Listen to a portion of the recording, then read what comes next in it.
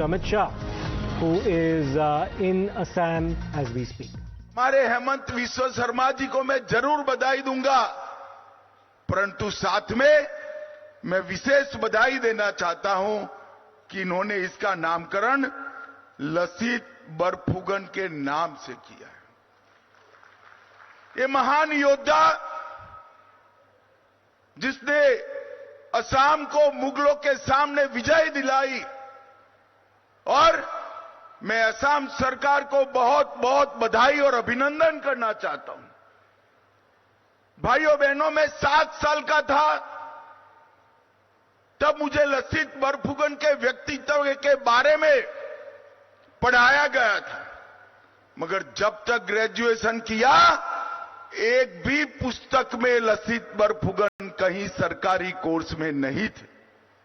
लसित बरफुकन को सिर्फ असम तक सीमित किया गया था। आज लसित बरफुकन की जीवनी 23 भाषाओं में अनुवादित होकर देश भर की लाइब्रेरियों में बच्चों के लिए उपलब्ध है। वो बच्चों को प्रेरणा देने का काम कर रहे हैं और देश के 8 राज्यों के इतिहास के पुस्तक में लसित बरफुकन पर एक प्रकरण डालने का काम भी हेमंत विश्व शर्मा के प्रयास से आज हो रहा है। आसाम के इस वीर सपूत को पूरे देश की जनता जाने और उनसे प्रेरणा प्राप्त करे, इसका काम हुआ है। आज ये एकेडमी 167 करोड़ के खर्चे से इसका पहला चरण बना है, और जो हेमंत जी ने डिटेल आप लोगों के सामने रखी, इसके हिसाब से तीनों चरण होकर 1050 करोड़ रुपया खर्च होगा, तब ये एकेडमी पूरे भारत की सबसे अच्छी पुलिस एकेडमी बनेगी, इसमें मुझे पूरा विश्वास है। कई प्रकार की आधुनिक सुविधाएं इस एकेडमी के अंदर समाहित की गई है। और मित्रों, आज एक बात मेरे जैसा, मैं विद्यार्थी काल से आसाम आया हूं। आसाम में मैंने डंडे भी खाए हैं कांग्रेस सरकार के। साइकिया जी मुख्यमंत्री थे, हम नारा लगाते थे, आसाम की गलियां सुनी है, इंदिरा गांधी खूनी है, और हम पर गुवाहाटी में डंडे लगाए थे। 7 दिन मैंने असम की जेल की रोटी भी खाई है।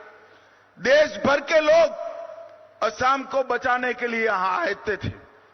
वहां से लेकर असम ने लंबा आंदोलनों का दौर देखा है। असम की पुलिस अन्य राज्यों में ट्रेनिंग के लिए जाती थी। आज मैं असम सरकार को बधाई देना चाहता हूं। 8 साल में ऐसा परिवर्तन हुआ। ये लसित बरफुकन एकेडमी में 2000 पुलिसकर्मी गोवा और मणिपुर के ट्रेनिंग लिए हैं। हमारा असम शांत हो गया है। असम आगे बढ़ने के लिए तैयार हो गया है। असम विकास के रास्ते पर आगे बढ़ा है।